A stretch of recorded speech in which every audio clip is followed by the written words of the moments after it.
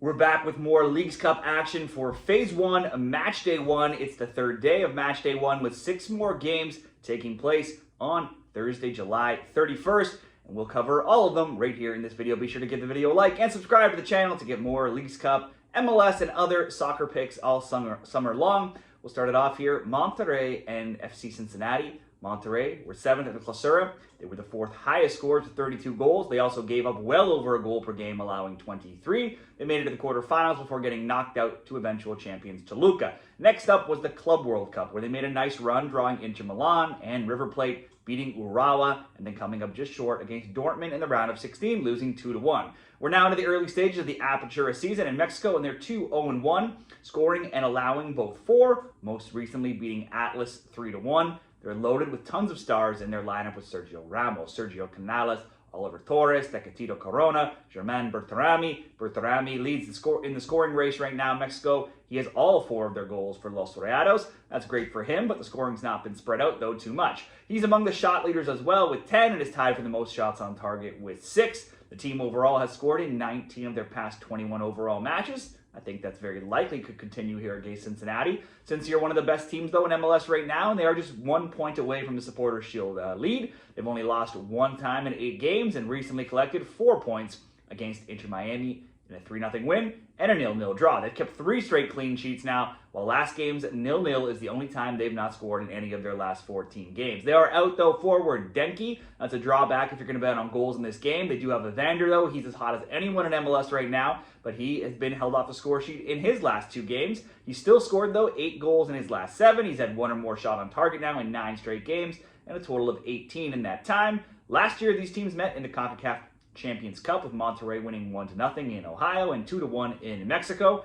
I could see this game going 1 or 2 ways. I can see goals. They both generally can score goals here. I could see the both teams score being in play here. I could also see a tight match with 2 top teams in this competition. The under 3.5 could be a way to look for leg 1 of a parlay. It's 11-3 in Monterrey's last 14 overall games, and it's 7-2 in the last 9 for Cincinnati. So if not a both teams to score, I think we'll go with the under 3.5 with Monterrey and Cincy, and then add a very simple selection from Charlotte and FC Juarez to round out a 2-game parlay. Juarez were 9th in the Clausura. They played in mostly low-scoring games, scoring only 16 and allowing 21 in 17 games. They've had a poor start to the Apertura in the new season. They're 17th, winless, 0-2-1. Also been in more low-scoring games, 1-1, 1-0, 1-1. Juarez now only have 1 win in 12 if you go all the way back into March, and they've drawn, though, 8 of those 12 games. They're not winning, but they don't always lose, piling up tons of draws. I trust Charlotte, though, a little bit more here if I was going to bet on a winner. They're 9-1-2 at home, where they'll be here. They've scored multiple goals in 6 straight games, and they've won each of their last 4.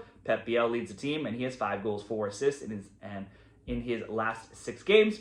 So he's certainly in line if you're looking for goals or shot props. He's a great option. Assists as well. If I was going to pick a winner, I would look at Charlotte, but Juarez do manage a ton of draws. We'll just bet Charlotte to at least score. Charlotte to score paired with Monterrey and Cincinnati under 3.5 being minus 134. Next up, Colorado Rapids, Santos Laguna. Santos Laguna were dead last in the Clausura, 2-1-14, outscored 36-15. After 3 games in the Apertura, they are 1-0-2, scoring 5 and allowing 5, so 10 goals in 3 games. Pretty high-scoring games. Colorado are in the final play-in playoff spot right now, 9th in the West at MLS. They've only won 4 of 17 and 1 of 6, so they're not a great team to bet on for wins here. Recent Rapids games, though, have been great for betting on goals. We have 6, 3, 3, 3, 6, and 4 goals. They've actually given up themselves 3 goals in 4 of their last 6, also in 3 of their last 4, and in each of their last 2. Colorado are not consistent. Santos Laguna are consistently bad. The Rapids are at home, and their games have been wide open lately. We could, if we're picking a winner, I would go with the home team, Colorado, here, or a both team to score, or just over 1.5 goals or over 2.5 goals. For the sake of this parlay, over 1.5, and we'll pair up another over 1.5 in Cruz Azul and Seattle Sounders. Cruz Azul were 3rd in the Clausura, 3 points back at first. They had a solid defense with only 16 goals allowed in 17 games, the 3rd best defense overall as well. They now sit 3rd in the Apertura after a 0-0 and 3-3 draws, and then a 4-1 win. So 2 of the 3 games have been pretty high scoring. Angel Sepulveda has been strong. He's got 4 goals. He's tied atop the scoring race in LigaMX. He's also tied in the shots charts with 6 on target. He's clearly a good player prop. He led all scorers during the CONCACAF Champions Cup as well, with 9 goals as well. Cruz Azul also take a ton of shots themselves overall. They lead LigaMX right now with 65 shot attempts and 20 on target across 3 games. La Machina are also the reigning CONCACAF Champions Cup champions from this year, pounding Vancouver 5-0 in the final. These teams actually met during this tournament in the round of 16, and those games were a 0-0 draw in Seattle and a 4-1 Cruz Azul win in Mexico. Seattle right now in MLS are third in the West. Typically, they have been, in other seasons, a tighter defensive team, as well as maybe earlier in the season. But right now, recently, their game's pretty wide open. We've seen 5, 6, 5, and 4 goals of late. They've not lost, though, any of their last 6, where they're 3-3-0, and they themselves have scored 2, 1, 3, 3, 3, and 2 goals. So, by that logic, we could possibly see a good both teams to score bet here, although they did struggle against Cruz Azul when they last met. So we'll just bet over 1.5, and we'll also ask Sepulveda to have a shot on target. So Seattle and Cruz Azul over 1.5, Sepulveda shot on target, paired with Colorado and Santos Laguna over 1.5. That'll be minus 116 odds. And we'll touch on the final 2 games here. Be sure to see the graphic at the end of the video. We'll put a summary in there as well. LA Galaxy and Club Tijuana. These teams have met a few times, with each winning once to go with 4 draws. They've not played, though, since 2019. That was also a draw, 2-2. LA's hosting, but Tijuana, right over the border there, sure to have a strong Mexican presence. As the current worst team in MLS, LA are one of those teams that possibly could benefit from a fresh restart here in the Leagues Cup, where all things start equal. They have the talent, players like Peck, Paintsel, and Royce. Royce has particularly been strong lately. He has a goal or an assist in 8 of his 11 games, so it could be a good bet for a goal or assist in this game. Peck scored twice versus LAFC. He has 1 or more shots on target now in 9 straight. You could ask him for very short odds to get a shot on target here if you want to throw that into a same-game parlay, considering Tijuana have allowed the tied 3rd most shots on target against so far through 3 games. Paintsel has also a shot on target in 8 of his last 9 for a total of 14 in that time. The Galaxy as a team aren't winning very many games. They are 3-3-2 though in their last 8, so by their standards that's a big step up given how their season had started. They've scored in 10 of 12, scored multiple goals in 3 of 4. They just drew 3-3 with LAFC, but their defense is always a problem. They've given up a goal in 22 of 24 games this season, and the most overall goals with 48. That's a tough stat. Tijuana were 13th in the Clausura last season, and they were just 6-1-10, outscored 35-29,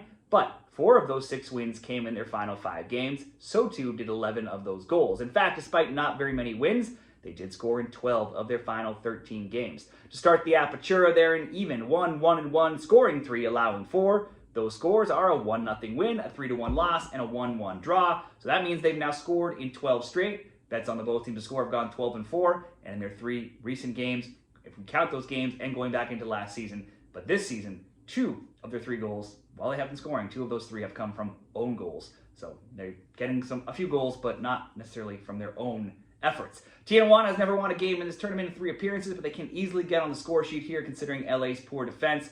On its own, you could consider both teams to score over 2.5. That would be minus 163. We can throw Peck in there for a shot on target at minus 138.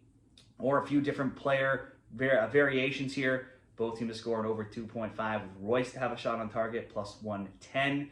You could ask Peck and Paintsel to have shots on target plus 120. Both teams score over 2.5 with Royce and Peck plus 130. Some combination of 1 or 2 players to have a shot on target can bump up this both teams to score an over 2.5. We'll settle for both teams to score over 2.5. Peck to have a shot on target minus 138 to round out the best bets for this round of games. We'll just quickly run through the last one. Chivas, Guadalajara, and the New York Red Bulls. Chivas were 11th in the Clausura. They played 2 games in the Apertura where they're 1-0-1. They have a 1-0 loss and a 4-3 win. Since a 5-3 comeback against another struggling team in New England, the Red Bulls have lost 5-1 and another loss in their most recent game, and they only have that 1 win in their last 8. They've not kept a clean sheet in any of those 8 games as well. Considering that Chivas has scored in 6 of 8 games, perhaps both teams to score could be an option here. However, the under 2.5, also 6-2 in their past recent games. So we'll just leave that one off of the best bets there. But there are 3 different bets for the Leagues Cup. Let me know what you're betting, and good luck with all of your Leagues Cup predictions this week.